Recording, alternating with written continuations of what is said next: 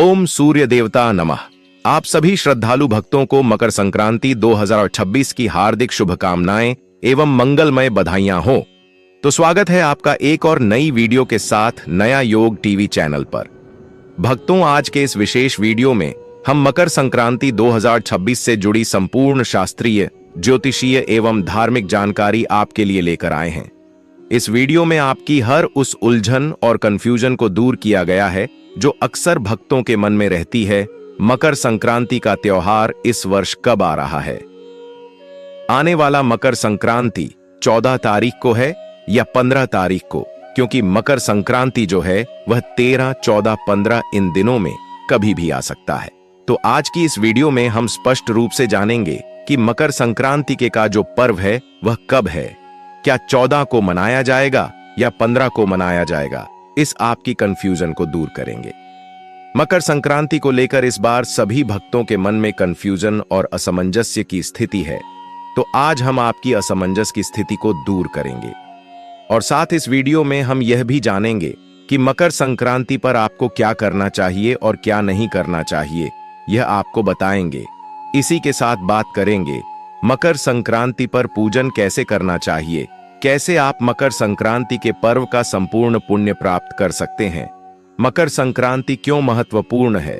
आप जानते हैं मकर संक्रांति क्यों मनाया जाता है? क्या कारण है कि मकर संक्रांति पर किया जाने वाला जप, तप, दान, पुण्य, पूजा, पाठ आदि अनंत फल देने वाला होता है? इस प्रकार से संपूर्ण जानकारी आने वाली मकर संक्रांति के विषय में हम आपको प्रदान करेंगे। जानकारी आरंभ करें उससे पहले आपसे निवेदन है कि वीडियो के अंत तक आपको बने रहना है, तभी आपको संपूर्ण जानकारी सही तरीके से अच्छे से समझ में आएगी। इसी के साथ अगर वीडियो यदि थोड़ा सा भी उपयोगी लगे तो कृपया एक बार लाइक अवश्य कर दीजिएगा और जितना हो सके इसको शेयर कीजिएगा, जिससे कि सभी लोग सही जानकारी प्राप्त कर सकें। भगवान विष्णु का आशीर्वाद प्राप्त करने के लिए कमेंट बॉक्स में अवश्य लिखिएगा ओम नमो भगवते वासुदेवाय और सूर्य देव की कृपा से आपका राजयोग बने तथा सूर्य की तरह ही आप भी प्रकाशमान हो। तो सूर्य की कृपा प्राप्त करने के लिए कमेंट बॉक्स में अवश्य लिखिएगा जय सूर्य देव। नम भक्तों, चैनल को सब्सक्राइब करना ना भूलिएगा, क्योंकि इसी चैनल पर हम आपको सभी जानकारी ज्योतिष और पंचांग के आधार पर बताते हैं। कौन सी तिथि कब है, व्रत आदि कब करना है, क्या विधि है, क्या नियम है, संपूर्ण जानकारी हम आपको उपलब्ध कराते हैं। इसी के साथ हम इस वीडियो में यह भी जानेंगे कि मकर संक्रांति के पर्व पर क्या गलती नहीं करनी है। यदि आप सभी व्रत और त्योहारों की सही शास्त्रीय जानकारी पाते रहना चाहते हैं तो कृपया चैनल को सब्सक्राइब कीजिए और बेल आइकन को प्रेस कीजिए। आपको हमारे सारे वीडियो प्राप्त होंगे, अन्यथा आपसे जानकारी छूट जाएगी। आइए प्रिय दर्शकों, जानकारी आरंभ करते हैं। बात करते हैं आने वाली मकर संक्रांति की। प्रिय दर्शकों, मकर संक्रांति का जो त्योहार है यह न केवल भारतवर्ष में वरन भारत के पड़ोसी देशों में भी मनाया जाता है और जो उत्तर भारतीय, दक्षिण भारतीय भिन्न भिन्न प्रांतों में रहते हैं, विदेशों में रहते हैं, वहां भी मनाया जाता है। क्योंकि यह जो त्योहार है ना, यह अलग अलग नामों से जाना जाता है। कुछ लोग इसे संक्रांति, मकर संक्रांति के नाम से जानते हैं, कुछ लोग इसको उत्तरायण के नाम से जानते हैं और कुछ लोग इसे पोंगल के नाम से जानते हैं। यह दिन बड़ा महत्वपूर्ण होता है। इस दिन पूजा पाठ, जप, तप, दान, पुण्य जितना करेंगे उतना कल्याण होता है। तो क्या दान करना चाहिए, कैसे दान करना चाहिए, कौन सी वस्तुएं दान करनी चाहिए, इसके विषय में आपको बताएं। उससे पहले जानना आवश्यक है कि इसे मकर संक्रांति क्यों कहते हैं या उत्तरायण क्यों कहते हैं। इस दिन की महिमा क्या है, क्या विशेष है इस दिन में? प्रिय दर्शकों, हमारी जो सनातन परंपरा है, जो हमारा ज्योतिष है, हमारा जो पंचांग है, जो हमारे वेद हैं, वो यह बताते हैं कि देवक जो हैं उनके यहाँ पर हमारे 6 महीने के बराबर रात्रि होती है और 6 महीने के बराबर दिन, अर्थात हमारे 1 वर्ष में उनका 1 दिन और 1 रात्रि पूरी होती है। आप जानते हैं कि सूर्य देव जो हैं वह सदा चलायमान हैं, वह सदा चलते रहते हैं। 12 महीनों में वो जो 12 राशियां हैं उनमें गमन करते हैं, उन 12 राशियों में भ्रमण करते हैं। तो होता क्या है कि जब सूर्य देव जून में दक्षिणायन होते हैं, जून में सूर्य देव दक्षिणायन जब दिन छोटे होने लग जाते हैं ना, वह होता है जब सूर्य देव दक्षिण की ओर गमन करते हैं। सूर्य देव का जो रथ है वो दक्षिण की ओर मुड़ जाता है, तो इस समय पर दक्षिणायन शुरू हो जाता है। इसको कर्क की संक्रांति कहते हैं, क्योंकि कर्क राशि में जब सूर्य देव प्रवेश करते हैं तो सूर्य देव दक्षिण की ओर गमन करते हैं, और कर्क से आगे वह धनु से होते हुए जब मकर राशि में प्रवेश करते हैं तो सूर्य उत्तरायण होता है। तो यह जो 6 महीने का समय होता है, इस समय पर देवताओं के यहाँ देवलोक में रात्रि होती है, और उसके बाद जब सूर्य देव मकर राशि में प्रवेश करते हैं। मकर राशि में कब प्रवेश करते हैं? जब मकर संक्रांति आती है। मकर संक्रांति होती है, यह जनवरी के महीने में कभी 13 को आती है, कभी 14 को, कभी 15 जनवरी को, इस प्रकार से आती है। तो इसको जब मकर संक्रांति पे सूर्य देव उत्तर की ओर मुड़ते हैं तो इसको उत्तरायण कहते हैं, क्योंकि इसी से सूर्य देव अब उत्तर दिशा की ओर चलेंगे। अगले 6 महीने सूर्य देव उत्तर की ओर गमन करेंगे दक्षिण से, और उत्तर की ओर गमन करेंगे तो दिन बड़े होते चले जाएंगे। इसको उत्तरायण इसलिए कहते हैं क्योंकि इसी से सूर्य देव इस दिन से उत्तर की ओर गमन करते हैं। उत्तर की ओर चलना आरंभ करता है सूर्य देव का रथ, और मकर संक्रांति इसलिए कहते हैं क्योंकि मकर राशि में इस दिन सूर्य देव प्रवेश करते हैं, और यह देवताओं की सुबह होती है। अब क्योंकि देवताओं की सुबह का दिन है ना, देवलोक की सुबह का दिन है, देवलोक में इस दिन सुबह होती है, और अगले 6 महीने दिन रहेगा देवलोक में। तो इसीलिए इस दिन आप जो भी पाठ, पूजा, जप, तप, दान, पुण्य करते हैं, उसका फल अनंत गुना कहा गया है, क्योंकि देवलोक में सुबह सुबह हुई है। सुबह सुबह जब आप देवताओं के निमित्त कोई भी कार्य करेंगे तो वह अति प्रसन्न होंगे। जब आप किसी की सहायता करेंगे, किसी ब्राह्मण को दान देंगे, किसी देवता के निमित्त तर्पण आदि करेंगे, किसी पितृ के निमित्त तर्पण करेंगे, या किसी गरीब की सहायता करेंगे, भगवान की पूजा करेंगे, भगवान का जप करेंगे, तो उससे जो पुण्य प्राप्त होगा वह बहुत अधिक होगा। इसीलिए उत्तरायण को एक ऐसा योग बनता है जब आपको इन सभी कर्मों से अनंत पुण्य की प्राप्ति होती है, और यही कारण है कि मकर संक्रांति पर अनेकों प्रकार के दान किए जाते हैं। ऐसा माना जाता है कि जितना दान आप मकर संक्रांति पर करेंगे, भगवान उससे कई हजार गुना ज्यादा आपको वापस करते हैं। बहुत सारे दान किए जाते हैं, 14 दान भी होते हैं। बड़ा ही उत्तम वीडियो आपको प्राप्त होगा कि कौन सी 14 वस्तुएं हैं जिनके दान आपको करने चाहिए, कौन से 14 दान है जो करने चाहिए। राम जी की पत्तल का नियम भी लिया जाता है। इस वीडियो में आपको स्पष्ट रूप से बताया गया कि वर्ष 2026 में मकर संक्रांति बुधवार 14 जनवरी 2026 को ही मनाई जाएगी, क्योंकि इसी दिन सूर्य देव मकर राशि में प्रवेश कर रहे हैं और सूर्य उत्तरायण होते हैं। अनेकों ऐसे नियम होते हैं जो मकर संक्रांति से आपको धारण करने होते हैं, और पूरे वर्ष आप इनको निभाते हैं और मकर संक्रांति पर उनको पूर्ण करते हैं। उसका वीडियो भी आपको शीघ्र ही प्राप्त होगा कि कैसे उन नियमों को पूरा करना है, कौन कौन से वह नियम है जो आपने धारण किए हैं, और कौन कौन से नियम है जिनको आप अगले वर्ष के लिए धारण कर सकते हैं, उनका क्या फल है, कैसे धारण करने चाहिए। यह सभी भी मैं आपको आने वाले कुछ दिनों में बताऊंगा, क्योंकि यह बड़ा ही महत्वपूर्ण विषय है। मकर संक्रांति बहुत बड़ा विषय है, बहुत व्यापक विषय है। इसके विषय में बताने के लिए बहुत कुछ है, शास्त्रों में इसके विषय में बहुत कुछ लिखा हुआ है। तो आज अभी आरंभ कर रहे हैं, धीरे धीरे आपको बहुत सारी जानकारियां इससे संबंधित प्रस्तुत करेंगे। मकर संक्रांति पर अधिक कुछ ना कर पाए तो गंगा स्नान का प्रयास कीजिए। गंगा स्नान की बड़ी महिमा है। अब गंगा जी तो जा नहीं सकते, सभी लोग तो घर पर ही स्नान कीजिए। सूर्योदय से पहले उठ जाइए, उठने के बाद स्नान आदि कीजिए। तो जो स्नान करेंगे ना, जिस पात्र से आप स्नान करते हैं, बाल्टी है, टब है, उसको अच्छे से धोकर पहले उसमें थोड़ा गंगा जल भरिए, फिर उसमें शुद्ध जल भर लीजिए, और उससे हर हर गंगे बोलते हुए, माँ गंगा का ध्यान करते हुए उत्तर दिशा की ओर मुख करके स्नान कर लीजिए। यह स्नान आपको गंगा स्नान का फल देगा। अगर काले तिल आपके पास हैं तो उसमें थोड़े से काले तिल भी डाल लीजिएगा। यह बड़ा कल्याणकारी स्नान है।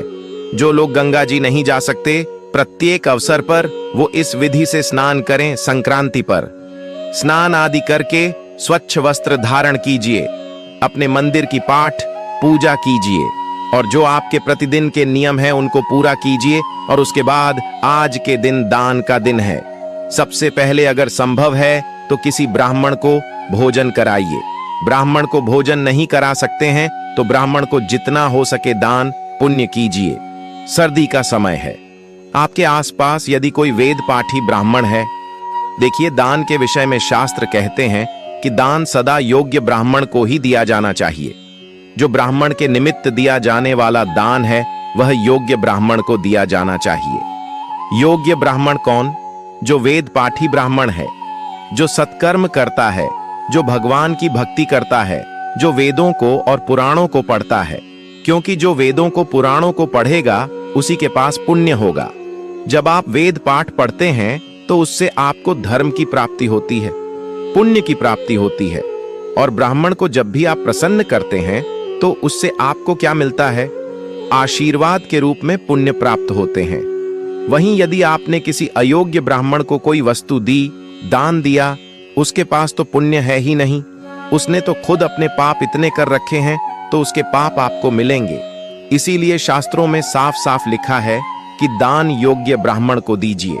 जो वेद पाठी ब्राह्मण है, भगवान का भजन करता है, संध्या करता है, पूजन करता है, ऐसे व्यक्ति को ही आपने दान देना चाहिए, अन्य किसी ब्राह्मण को नहीं देना चाहिए। तो आज किसी ब्राह्मण को दान अवश्य दीजिए। ब्राह्मण को हो सके तो भोजन कराइए, गरीबों को दान दीजिए, गरीबों को दान भंडारा लगवाइए, लंगर लगवाइए।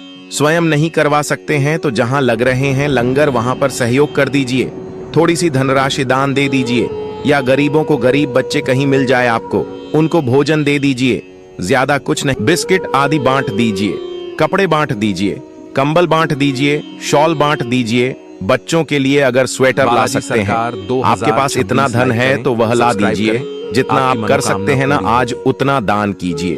क्योंकि जितना आज आप दान करेंगे उतना ही अधिक आपको ईश्वर इस जन्म में देंगे और इस जन्म से जाने के बाद देंगे। यह जो दान है, जब आपका पुण्य का तराजू बढ़ जाता है ना, देखिए दान कैसे काम करता है। जब आप सत्कर्म करते हैं तो उससे आपके पाप जो है घट जाते हैं और पुण्य जो है बढ़ जाते हैं।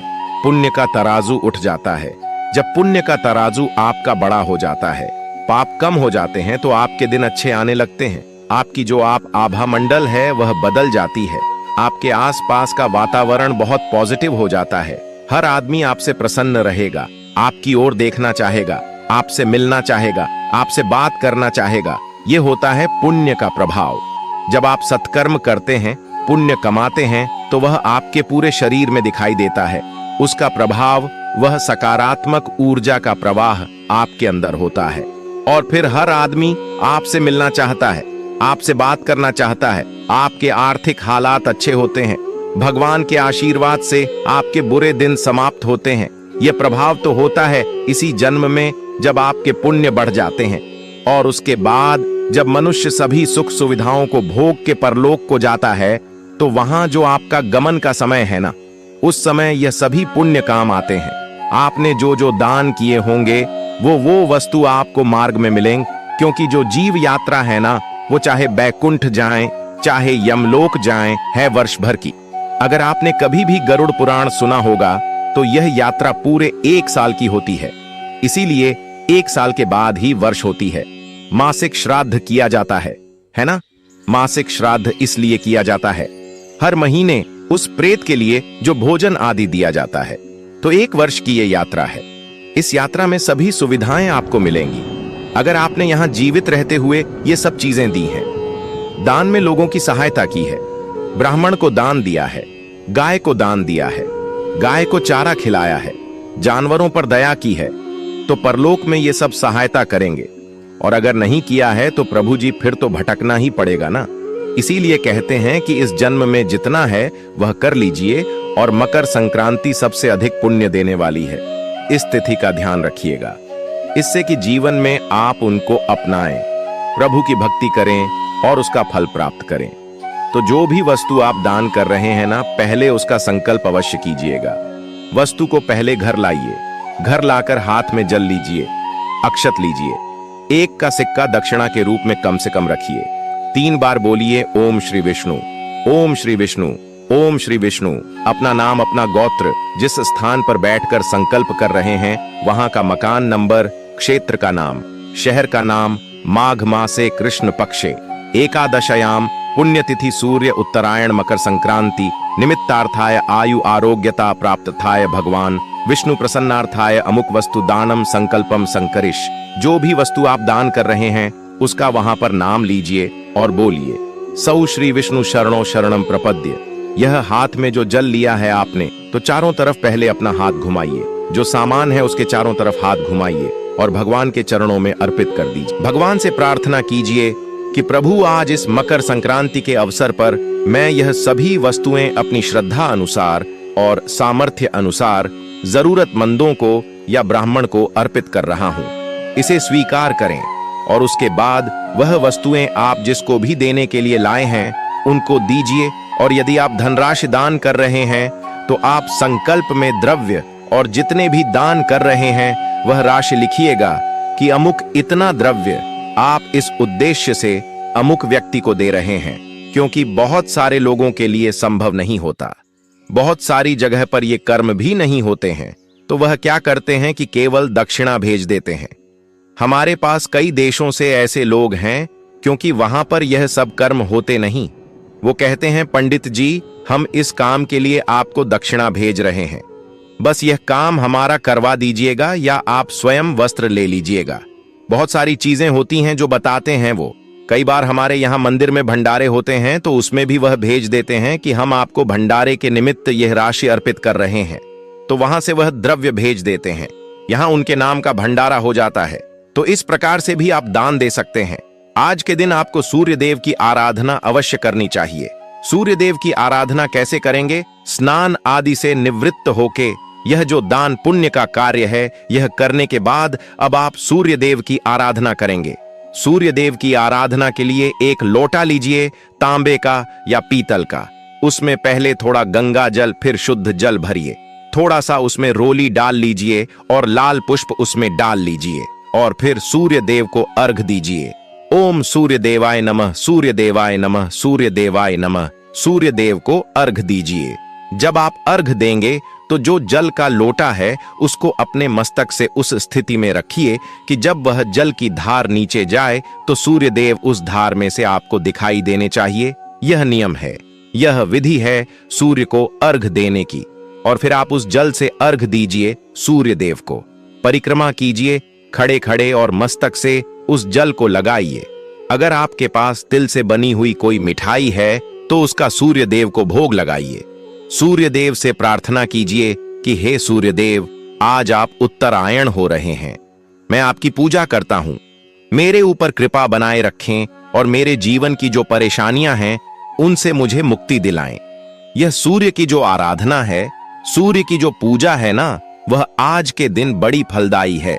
यूं तो अभी खरमास शुरू होने जा रहा है, खरमास का वीडियो देख लीजिएगा।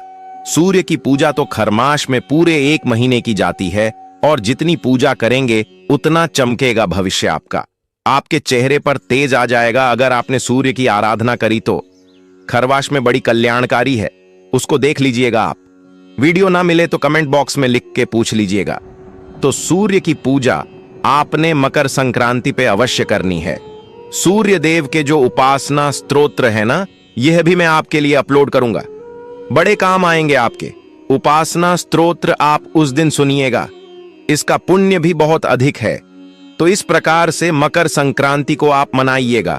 स्नान बड़ा महत्वपूर्ण है, दान बड़ा महत्वपूर्ण है और सूर्य की आराधना बड़ी महत्वपूर्ण है। ये 3 काम भी केवल यदि आप कर लेंगे तो भी आपका कल्याण हो जाएगा। बाकी जितने हो सके नियम धारण कीजिएगा। और 14 प्रकार के कौन से वह महत्वपूर्ण दान हैं और वह 5 दान कौन से हैं जो आपका जीवन बदल सकते हैं, उसका वीडियो भी जल्दी ही आपको प्राप्त होगा। अब बात करते हैं कि मकर संक्रांति इस वर्ष 2026 में, क्योंकि 25 तो एंड होने को है, समाप्त हो रहा है, 25 आने वाला जो है वह 26 ही है और मकर संक्रांति जो आने वाली है वो 26 में ही है। बस कुछ ही समय बचा है। जनवरी तो सूर्यदेव मकर राशि में प्रवेश कर रहे हैं। 14 जनवरी को 3 7 पर यह एकादशी का दिन भी रहेगा। शटिला एकादशी का दिन भी रहेगा और इस दिन 14 जनवरी का यह दिन है। अगर वार की बात करें तो बुधवार रहेगा, तो 14 जनवरी को इस बार मकर संक्रांति मनाई जाएगी।